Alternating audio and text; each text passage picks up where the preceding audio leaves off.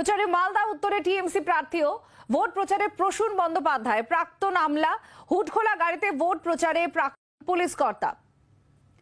রণজয় আমাদের প্রতিনিধি এই মুহূর্তে আমাদের সঙ্গে আছেন। রণজয়, কি বলছেন প্রার্থী? ফাইট কতটা দিতে পারবেন? মানুষ কিরকম সাড়া পাচ্ছেন প্রচারে?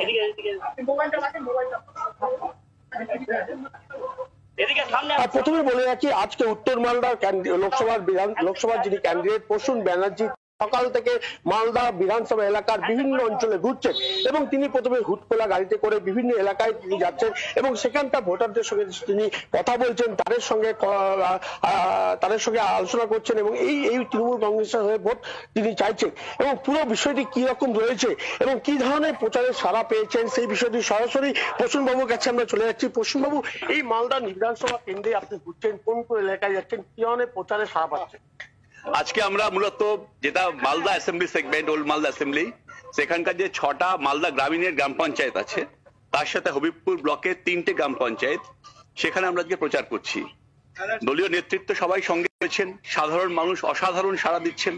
আপনারা সঙ্গে আছেন, আপনারা দেখছেন যেখানে যাচ্ছি মানুষের আমরা ঢল নামছে, মানুষ আশীর্বাদ করছে, মানুষ বলছে যে এবারে কাজ চাই। উত্তর মালদাতে গত 5 বছর যিনি সাংসদ ছিলেন তিনি কোনো কাজ করতে পারেননি, মানুষ কাজ চাইছেন। তৃণমূল কংগ্রেস মামাটি মানুষের সরকারের উন্নয়নমূলক প্রকল্প